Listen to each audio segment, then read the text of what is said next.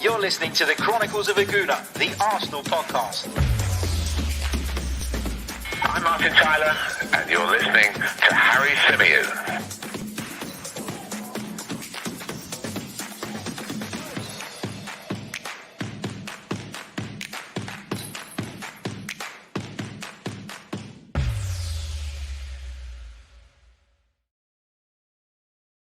Hello and welcome back to the Chronicles of a Gooner, the Arsenal podcast brought to you by 90 Min. As ever, I'm your host, Harry Symeou, and on this edition of our tactical analysis show, we're going to be breaking down Arsenal's 1-0 win at Burnley.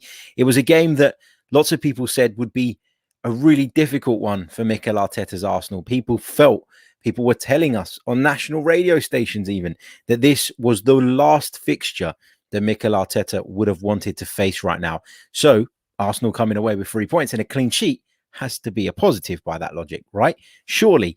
So we're going to get into it. We're going to discuss. We're going to break it down. We're going to analyze some elements of Arsenal's game. Really looking forward to doing that because despite it being a narrow victory and despite it, not all on whichever one it is you get your podcast from, make sure you leave us a review if you haven't done so already. And of course, if you're watching us on YouTube right now, hit that like button.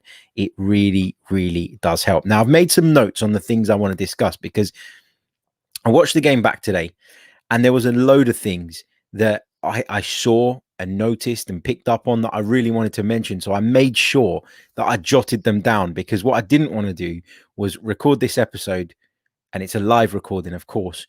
So record this episode and then look back at it and go, shit, should have mentioned this, this, and this. So I wanted to make those notes and make sure that we covered all the bases. And equally, if there's anything that you don't feel I've covered or anything that you've noticed or spotted or want to discuss or ask about, please do get involved in the live chat box. We'd love to hear from you. So let's start off with the team that Mikel Arteta selected. Now, a lot of us were surprised by it because of the personnel. It was two changes from the side that, of course, beat Norwich City last week. Emile Smith-Rowe and Thomas Partey came into the starting 11 for Albert Sambi Lokonga and, of course, Ainsley Maitland-Niles. And you look at the way this team lined up, and I think a lot of people in the lead up to the game were talking about this being a 4-3-3, and I think at times it looked like a 4-3-3. But having looked at it again, having watched the game back again, my feel now is that this was more of a 4-1-4-1 than a 4-3-3. Now, there were times and there were certain, moments in the game where we were in a 4-3-3. There were times where we had a back three and Kieran Tierney had pushed right on with Takahiro Tomiyasu tucking in field. But I think the shape under Mikel Arteta has always been quite fluid. We've always seen the team shapeshift quite often within 90-minute periods. But for me, although some people will tell you that it was a 4-3-3, I thought this was more of a 4-1-4-1. And I'll come on to explain my reasons why in a little bit. Was it the 4-2-3-1 sometimes that we've seen under Mikel Arteta quite frequently? No, I don't think it was. I don't think at any point did Martin Odegaard or Emile Smith-Rowe drop deep and sit alongside Thomas Partey for any period of time. It happened on occasion. It happened at certain moments during the game, but it definitely wasn't the plan from the outset, I don't think. Now, looking at the way Burnley lined up, and I haven't bothered filling in the Burnley players' names because who cares? They're going to play a 4-4-2. You know exactly what you're going to get from Burnley. It doesn't matter which personnel Sean Dyche picks. But when you look at the way Burnley lined up in that 4-4-2 system, maybe that's why Mikel felt that he could play this way, why the 4-1-4-1 was going to work. Because you look at the way Burnley line up and you've still got your four midfield players in Saka, Saka, Martin Odegaard, Emile Smith-Rowe and Nicolas Pepe, that line of four players across the middle who could match up, who could go toe-to-toe with them. But with that added insurance policy that is Thomas Partey in between the hole.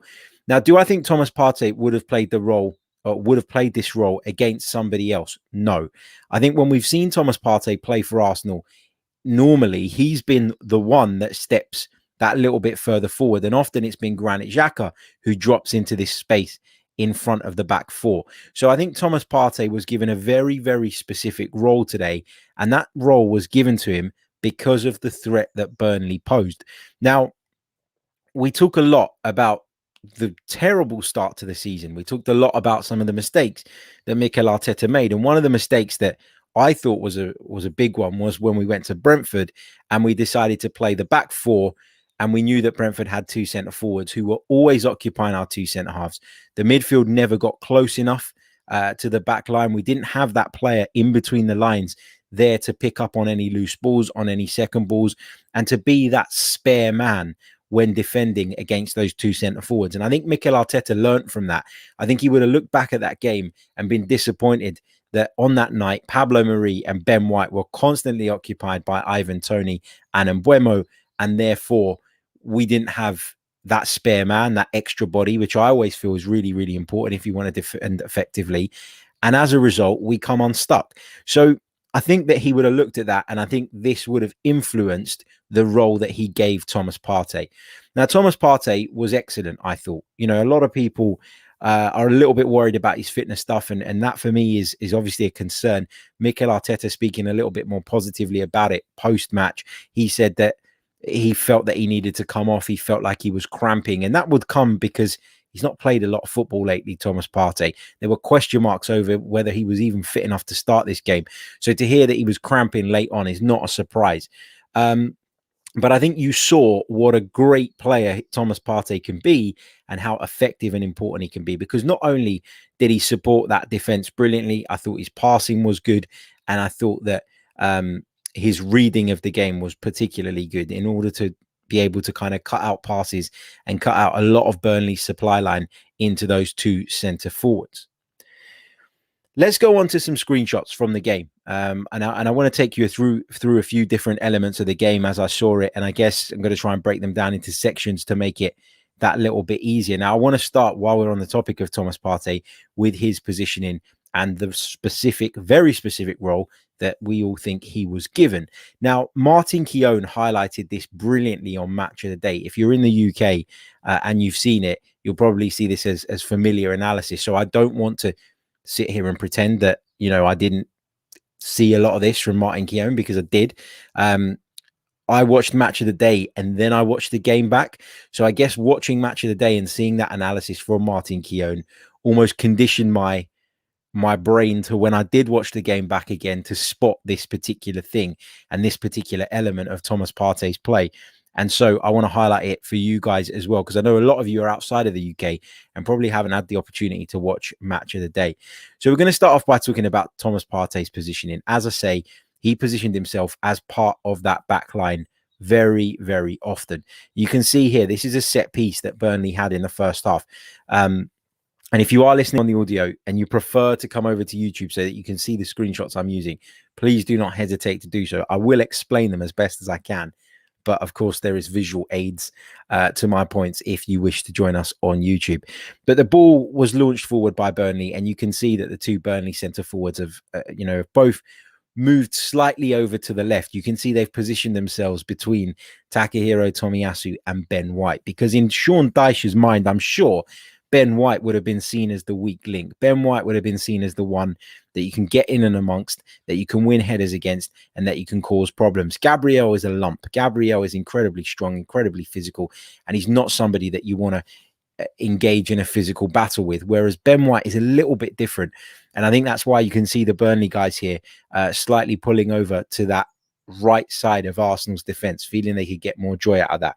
But Thomas Partey very cleverly, and I'm sure this was the manager's instruction, has tucked himself in between the two centre halves to provide that extra cover, to provide that extra body. And this is a prime example of where you can see the formation that I've been talking about. Now, I know this is a set piece and your shape for set pieces is not always the same as it would be in open play, but you can see that midfield of Pepe, Emile Smith-Rowe, Odegaard and Saka on the left, with Aubameyang through the middle, and Thomas Partey just dropping into that hole to help out. So that was a common theme in this game. We saw it time and time again. I'll bring you some other screenshots with regards to Thomas Partey. Here's another one where a long ball was played forward by Burnley. Again, Chris Wood and Barnes, I think it was the two Burnley centre forwards, have pulled out to the left hand side, to the right hand, Arsenal's left-hand side, sorry, this time. Gabriel is challenging. Ben White's had to shift across. But again, you can see Thomas Partey in the vicinity. Thomas Partey making sure that if he can't challenge, if he's not going to be the one to get off the ground and try and challenge the Burnley centre forward, he is going to be right there or thereabouts. He's going to be in the mix to pick up any loose balls because, again, going back to that Brentford game, we really struggle to deal with the second ball. And Burnley play this way. Everybody knows Burnley play this way. And so had Arsenal not prepared for this, I think you could have sat there and said this was really poor management. But it's clear that they recognise what Burnley's threat is. It's not just about the first header. It's important that they win those initial headers, and it's important that they cause the centre-halves to make mistakes, of course, but a lot of their game is about the second balls. And I thought Arsenal did really well, in particular Thomas Partey, again, to make sure that he was there to provide support to the two centre-halves. Again, you'll see another example of Burnley in the second half. This was right at the start of the second half. Cross was about to come in from the right-hand side. And again, Thomas Partey drops into the penalty area and provides cover at the near post. You can see that Gabriel is dealing with the Burnley striker. He can't allow Gabriel to try and cover the near post area and prevent the cross, and also mark his man. So Gabriel is unable to go out there. Therefore, Thomas Partey fills in that hole. And another observation from this particular clip is how closely Takahiro Tomiyasu positions himself to Ben White, because again, Burnley would have identified Ben White as an issue in the air, as a potential weakness, and Takahiro Tomiyasu is on hand to use his physical presence to help Arsenal out. Another example of this thing again, Partey, again, part of the back line. And you can see that Odegaard is tracking on the edge of the box. So he's doing his job. He's doing the job that Partey would normally do. But you see Partey again, and who's he gone near? Nobody worries about Gabriel dealing with the aerial threat. But Arsenal are doing everything they can to protect Ben White. And this time, Thomas Partey is there to help not just Ben White, but Takahiro Tomiyasu, who has a player in and around him. So I thought that was really key. I thought that was really positive. And I thought that Arsenal did brilliantly, in my opinion, to nullify what it is that Burnley like to do. Now, we see it so often from them, it shouldn't come as a surprise, but it's one thing talking about it, and it's another thing coming up with a plan and a sort of, an idea in order to stop it happening and stop it causing you problems. We talked on the podcast the other day with Mike McDonald about some of Mikel Arteta's philosophies and how we felt that, or how Mike felt that he'd kind of found what it was that Arteta was trying to do. Now, whether you agree with it or not, one of the things that Mike McDonald talked about was familiar patterns of play.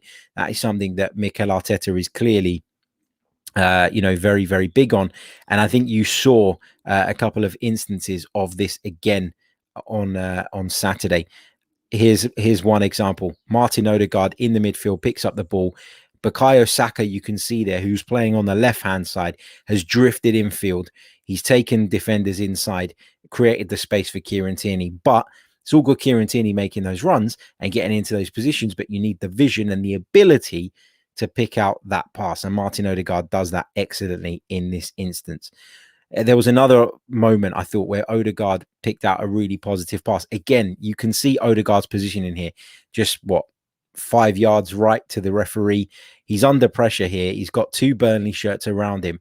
But to spot Nicolas Pepe having pulled off his man and created a little bit of space, and then to execute that pass is fantastic play from Martin Odegaard. And he's got the kind of range and vision that this midfield has quite simply been lacking for a long, long time.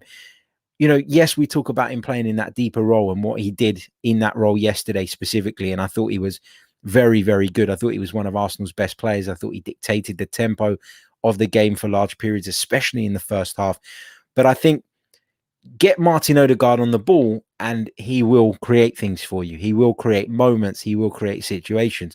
Unfortunately, so far this season and for large periods last season, we weren't good enough to always make those moments count. But you have to say that at the very least, he is creating those scenarios, and now it's over to the forwards, I guess, to really kind of make their mark and make their stamp. And you can see this, Burnley, defend with a really, really narrow back four. Okay, really narrow. You can see all of their four defenders are within arm's length of each other. They're so close. And I talk a lot on this show about the need to defend the width of your penalty area. Actually, Burnley, a lot of the time, they defend the width of their 6-yard box. That is how they set out. That is how they see it. And so it's imperative that when players like Nicolas Pepe do find a little bit of space on that right-hand side, just 6 or 7 yards away from the defender, that somebody like Martin Odegaard, A, spots it quick enough, and B, plays the pass accurately enough so that Nicolas Pepe is able to bring it under his spell by the time he's closed down. So really, really good stuff there from Odegaard again.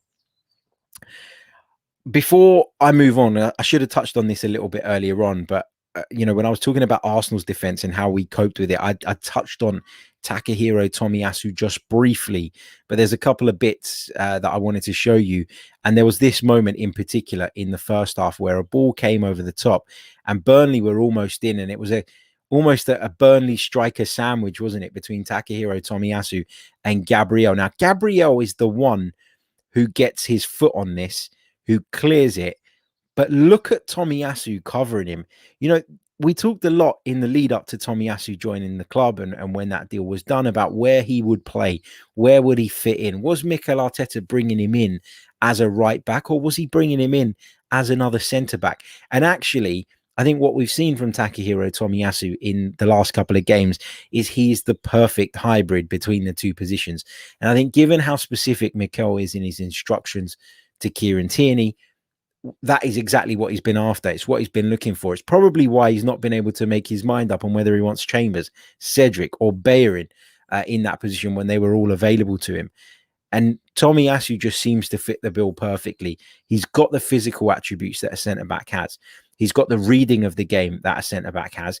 He can also get forward. He's also very, very intelligent, but he's very, very committed. And I love that he came across here. I know Gabriel's the one that made the challenge, but I thought this was really, really good from Takahiro Tomiyasu, and I just didn't want to go beyond that part of the show without touching on that.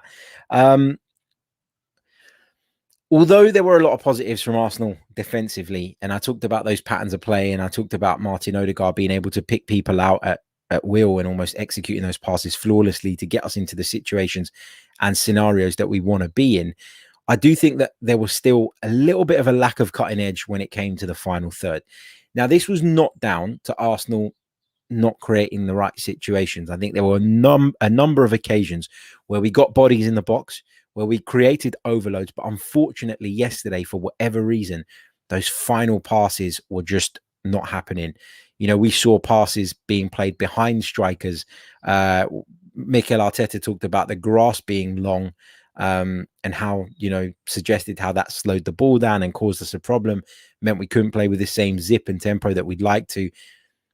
But there was a real disappointment on my part at seeing us create these situations and scenarios and not really being able to expose them because our final ball was either poorly executed or the player playing it had taken the wrong decision.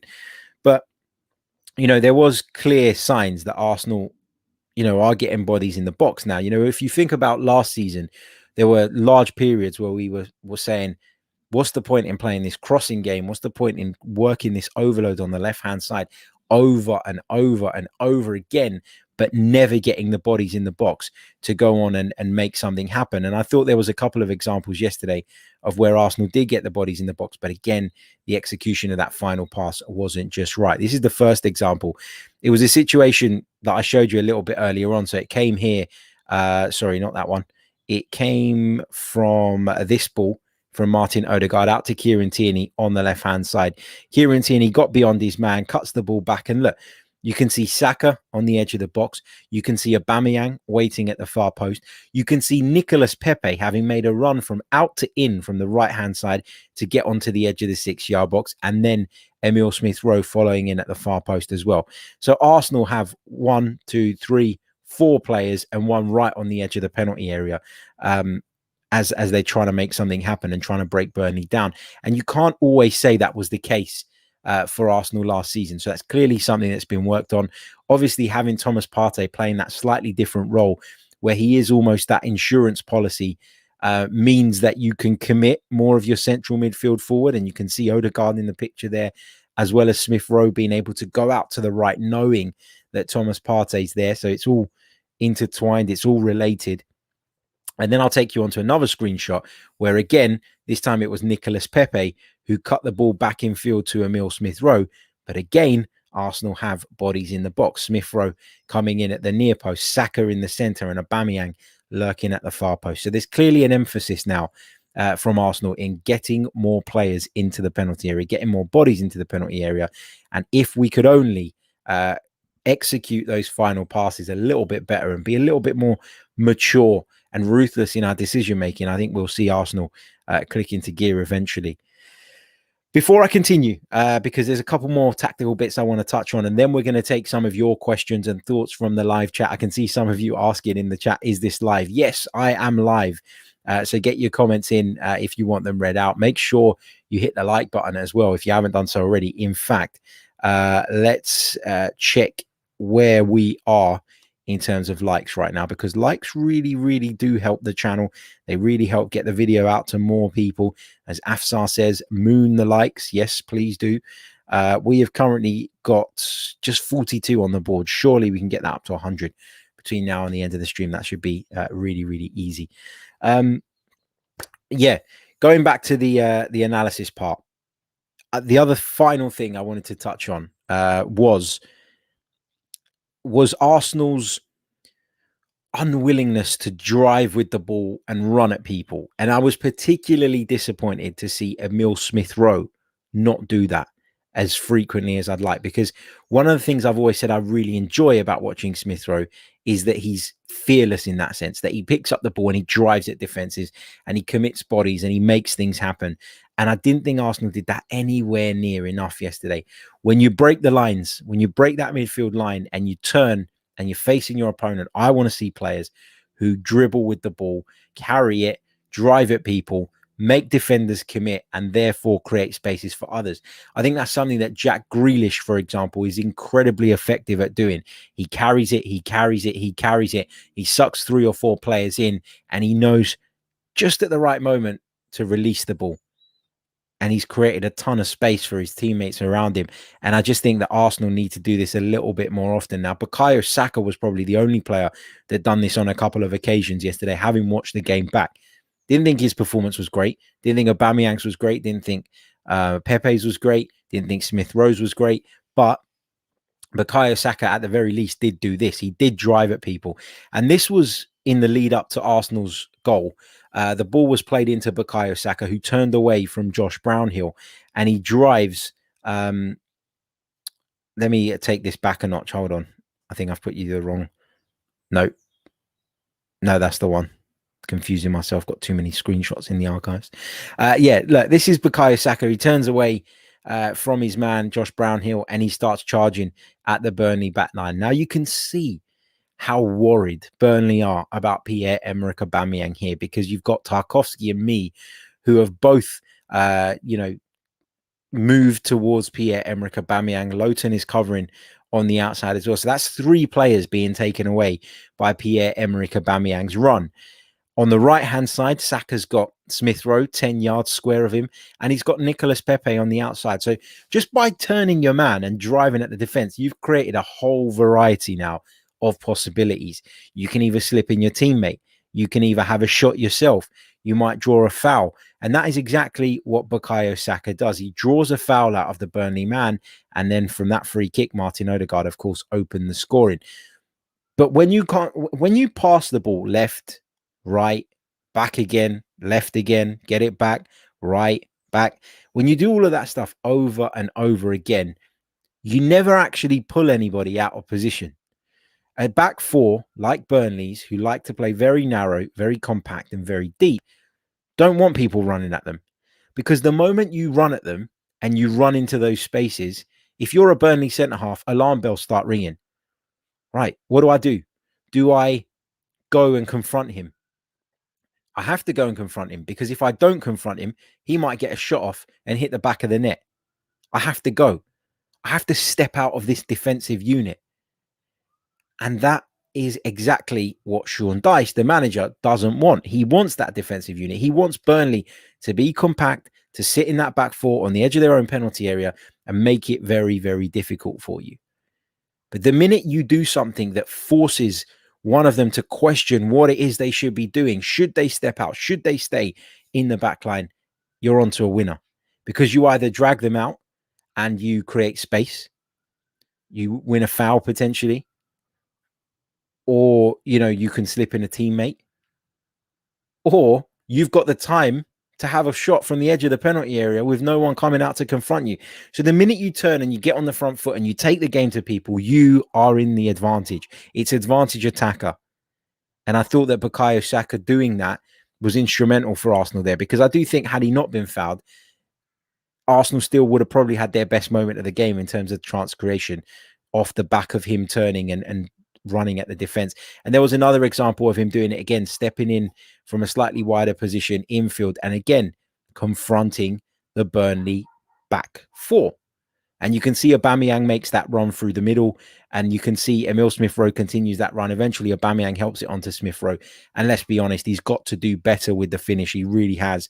But for me, I think it's so important that players get the ball, turn and drive at people. It's so key if you're going to break teams down. I really do feel that. I think if you play left and right and left and right and left and right, then you're allowing your opponent to have a bit of an easy afternoon. You're allowing him to sit off you and just mark the spaces. So there you go. That concludes some of my tactical analysis from Burnley 0, Arsenal 1 at Turf Moor. The Gunners registering a second successive Premier League victory, keeping a clean sheet in the process as well.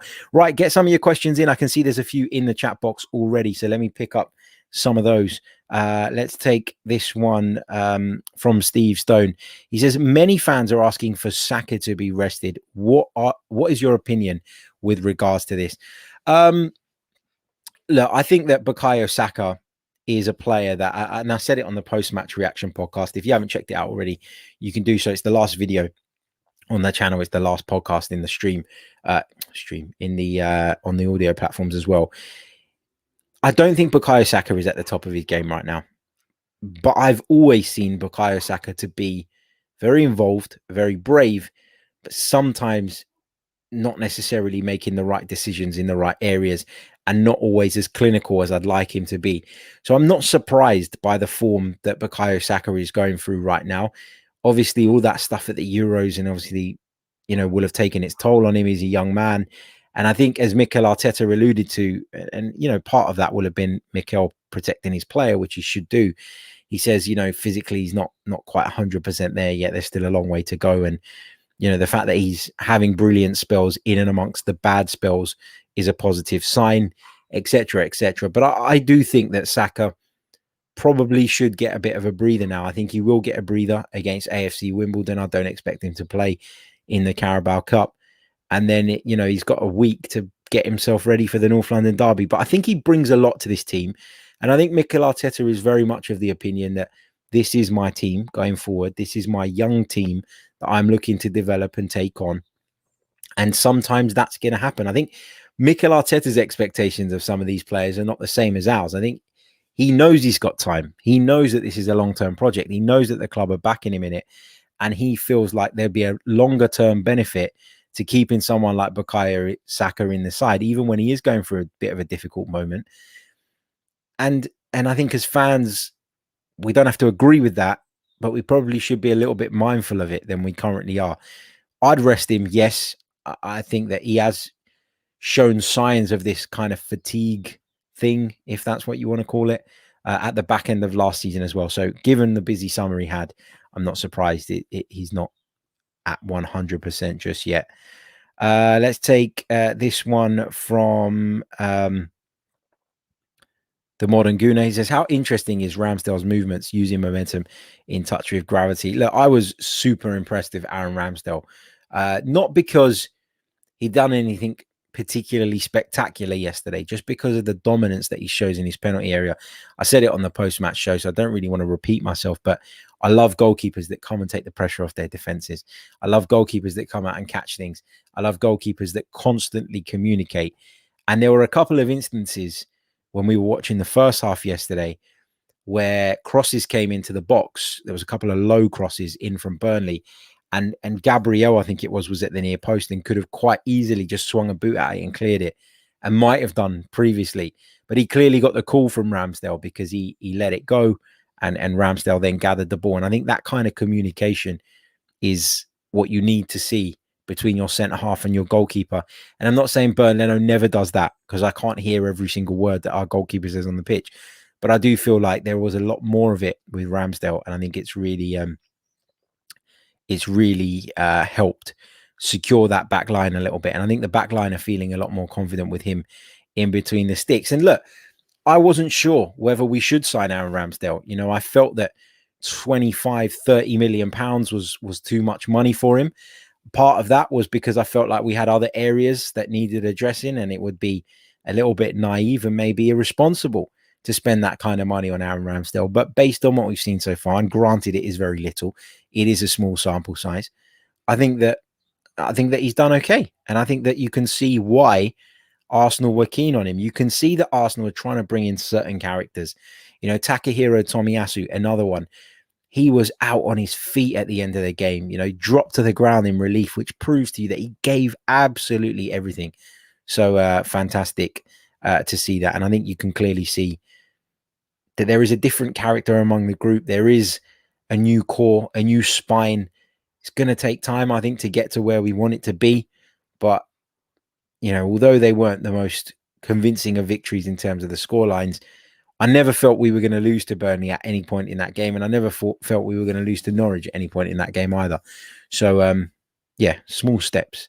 If you told everybody before these two games, would you just take 2 1-0 wins? I think everybody would have taken it. Let's move on. Chibuzo Obi says, Ben White has the confidence of David Luiz, and I love that, but he needs to quicken his decisions. Now, I criticized Ben White quite a bit on the post-match reaction podcast because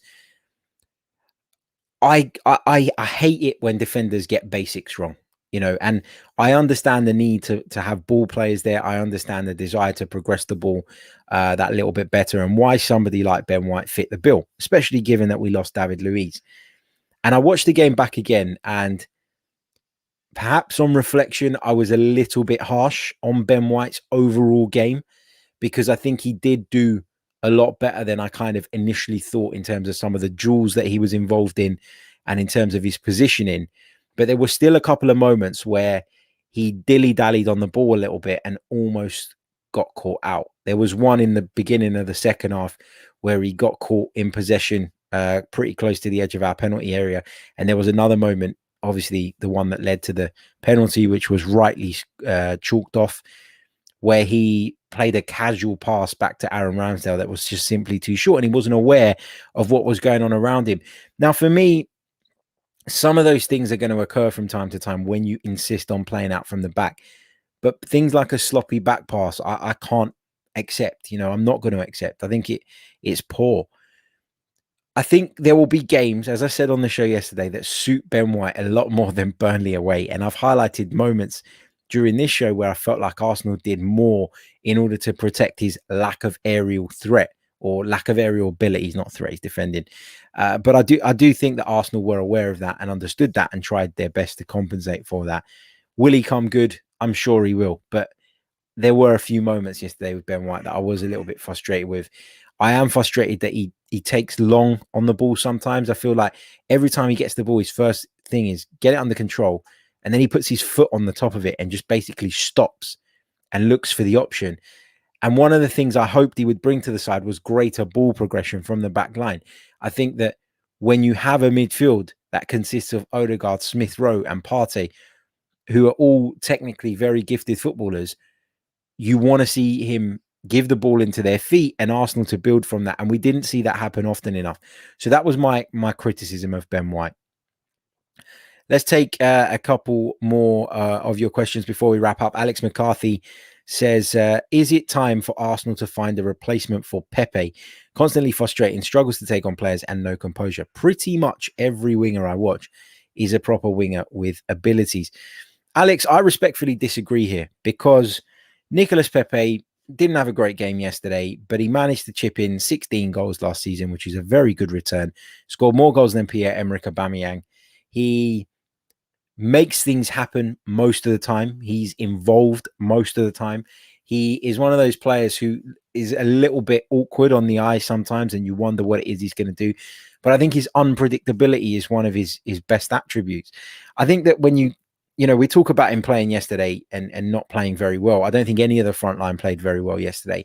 But I thought against Norwich, although, again, he received criticism, I thought that he was the one that always looked the most likely, the one that always looked as though if we were going to score, it was going to come from him. And that goal that we scored against Norwich came from Nicolas Pepe hitting the post with a wonderful effort, having cut inside onto his stronger left foot. So I don't think Nicolas Pepe is as bad as people are making him out to be after yesterday's performance. I think it was a poor performance in terms of his in terms of what we know he can do, but I don't think he was the only one, and I think it's a little bit harsh probably to pick him out. Let's say a big hello to the guys over at the Gallagate Shots, wicked Newcastle United podcast. So if you're interested in anything Newcastle United, please do head over to the Gallagate Shots. They're also part of the 90 Min Football Network. Massive shout out to Chris and all the team over there. He says, want to swap Arteta for Steve Bruce? There's a lot of Arsenal fans that want to swap Arteta, but I'm not sure Steve Bruce is going to cut it. We'll go from Arteta ball to Brucey ball. Let's see what else we've got in the chat. We'll pick up a couple more bits. A big shout out to Arsenal hero, Arsenal legend, the one and only Mr. KC, Kevin Campbell, who says, hope you're well, Harry, and have a super Sunday. Always remember, when one part of the team starts improving, our deficiencies get highlighted. Our forwards need to have a lot more movement. Yeah, they do. They do. I guess from my perspective, though, Casey, looking at it again yesterday, watching the game back, I feel like there were so many moments where we did create the overload, where we did get an extra body on the, be it on the left, be it on the right, where Aubameyang, who didn't have a great game, in my opinion, pulled people out of the way and created spaces, like in that instance for the free kick for other players. So I do think that some of the stuff is there, some elements of the attacking player there, but the final ball yesterday wasn't there, and the decision making is not there. And I think it's definitely an area in which we need to improve. But look, I don't want to go over old ground again, but I made the point. I made the point over and over again yesterday, and over again over the last couple of weeks. If you're going to rely on Saka, Emile Smith-Rowe, two young lads, to always be clinical, to always make the right decisions at this stage in their careers, then you're setting yourself up to fail. We need more. We need the senior boys. We need Pepe. We need Laka. We need Oba to step up in that department. And those games that Saka and Emile Smith-Rowe had yesterday, those types of performances, they're going to come. They're going to happen. And they're going to happen a lot more frequently than you would get from a more experienced footballer. But that's part of their development. That's part of their growth. It just feels to me like we are, we're too heavily reliant on them. And as the season goes on, I think we'll see this kind of display time and time again. And I don't want them to be getting the criticism for it, because it's perfectly natural for them to be inconsistent at 19, 20 years old. That's not out of the ordinary. What's out of the ordinary is expecting to get into Europe while relying on two players of that age profile, in my personal view. But thank you as always, KC, for tuning in and for your support of the show. Really, really appreciate it. Let's take a couple more bits, because I did see a couple of interesting questions in the chat box. Let me see what I can get. Jid says, don't you think that people are so desperate for the Partey hype to be true? Since hardly any Arsenal fan watched him consistently enough pre-Arsenal, that his above average performances are being overblown. Look, I didn't say like yesterday wasn't the best Thomas Partey performance I've ever seen. I'm not saying that. I just felt like he was given a very specific role, which is what we highlighted. And I think that he did that very specific role very, very well. And I think credit where credit's due, because the manager would have had a part in that as well. So I think for me,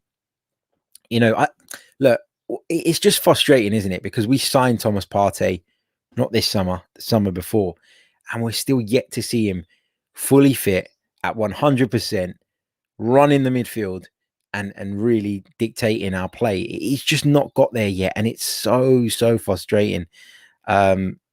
It really, really is to see that. But fingers crossed, hopefully we've seen the worst of it, and hopefully, he can recover. Again, he's another player I wouldn't play in midweek. I'd give him until next week to recover, and a week between matches might benefit the likes of Thomas Partey. And probably somebody like Kieran Tierney as well. And we'll just touch on this one before we go, from JO4, who says, do you think if Tierney continues the season how he has, Tavares deserves an opportunity? So Kieran Tierney's been getting a bit of criticism in the last couple of weeks. I don't think he's been at his absolute best, but I don't think he's been bad either. I think there were questions over some of his defending against Chelsea, but I felt that was largely to do with the way we were set up as a team and the shape and people not covering and filling in areas. I don't think Tierney's been at his best, but I don't think Tavares will get opportunities because Tierney is not at his best. I think Tavares will get opportunities because Kieran Tierney isn't going to stay fit all season. Kieran Tierney cramped up again yesterday and had to go off, and fingers crossed there's nothing more sinister there. But I think that's why it was imperative that we brought another left back in, because whether Tierney wants to or not, whether Mikel Arteta wants to give Tavares opportunities or not, he's going to get them, because Kieran Tierney's fitness record is incredibly poor. And that's just the way it is. I know a lot of Arsenal fans are, very reluctant to criticize him, and it's not a criticism of his ability. It's just that physically he clearly isn't up to it, because he breaks down so frequently. And that is something that Mikel Arteta, if he wants to persist with Kieran Tierney, has to take into consideration, and therefore had to make sure this summer that he had sufficient cover for the event, or in the event that he was out. Right. We are going to leave it there. We've been going for around about 40 minutes or so. Just a quick reminder, if you haven't done so already, please subscribe to the channel if you are new. We'd love to have you subscribed. If you want to go one further by becoming a member of the channel, you can do so by clicking the join button if you're watching us via your computer, or via the link in the description. As I say, it really, really helps. It supports me to bring you more Arsenal-related content much more regularly, much more frequently. And I do really appreciate every single one of you. So check it out. Check out the membership proposition if you like. Don't forget to smash the like button. Let's have a quick look where we are in terms of that. We've got over 300 of you watching us right now across the multiple platforms, but we only have 80 likes on the board. Come on, let's get that to that magic 100 mark. It only needs 20 of you to hit the like button, and guess what? It's free. Doesn't cost a thing, but it really, really helps. Let me just get this super chat before I jump off from Daniel. Daniel, thank you so much, mate, for your very, very kind super chat donation. Very much appreciated. It says, hi, Harry, love the breakdown. Can you give Omar Yahia a shout out, please? Big shout out to you, Omar, another one of our regular viewers and listeners. Thank you all so much. We'll be back very, very soon. In fact, we'll be back tonight with this week's edition of the Social Club. I'll be joined by Dan DeLuca and Simon Alavi from an outside point of view on the Arsenal, but also we'll be talking about some of the big stories from the Premier League this weekend. Come and join us for that live at 10 p.m. Until then, take care. Ciao.